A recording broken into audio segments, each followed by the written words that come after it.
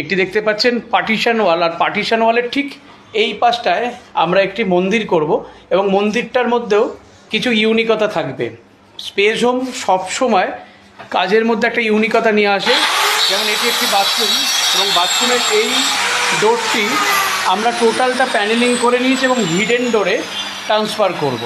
অর্থাৎ এখানে যখন বসবেন কোনো মতেই দেখে বোঝা যাবে না যে ওই পেছনের দিকটায় একটি আপনার ওয়াশরুম আছে।